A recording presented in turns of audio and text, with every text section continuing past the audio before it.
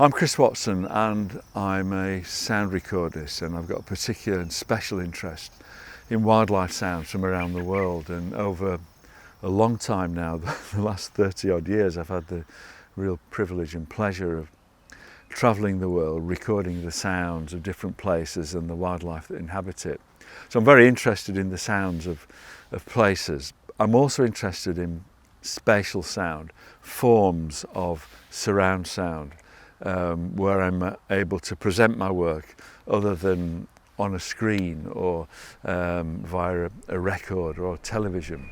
And so coming to places like this, Monheim, for the festival, and being able to create a spatialised, a surround sound piece in this location is going to be a real pleasure for me to work on.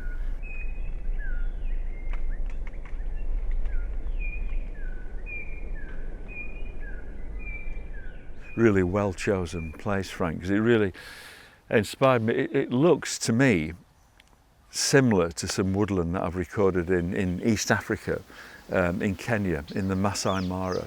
And although there's not many large old trees there, the trees that are there of this age and look like this are by the banks of rivers, in particular the River Mara. And there's a type of habitat called, in English, it's called riverine woodland. It means woodland by a river.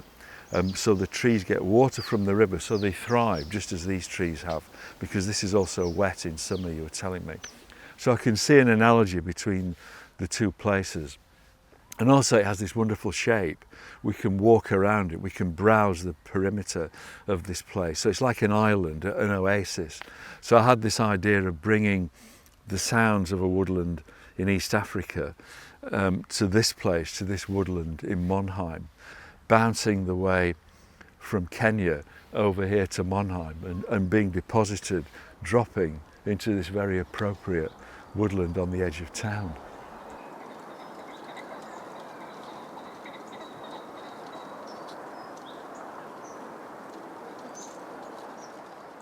Yeah, I'm looking forward to bringing something which will be very exotic to people, because we're on the edge of town here, so there'll be lots of people, residents of the town and visitors, who come and have a walk around this space and enjoy the space by the banks of the Rhine. And this woodland, which at the moment is in late February, is starting to sing. We've heard lots of birds here this morning, kestrels, great tits, blue tits, nuthatches.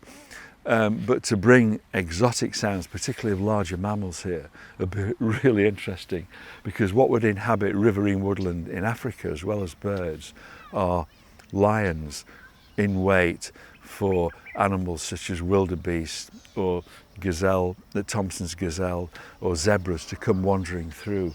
It's a perfect place for an ambush. And so that's what we're also going to create here. The sounds of predators and prey and that very dynamic relationship.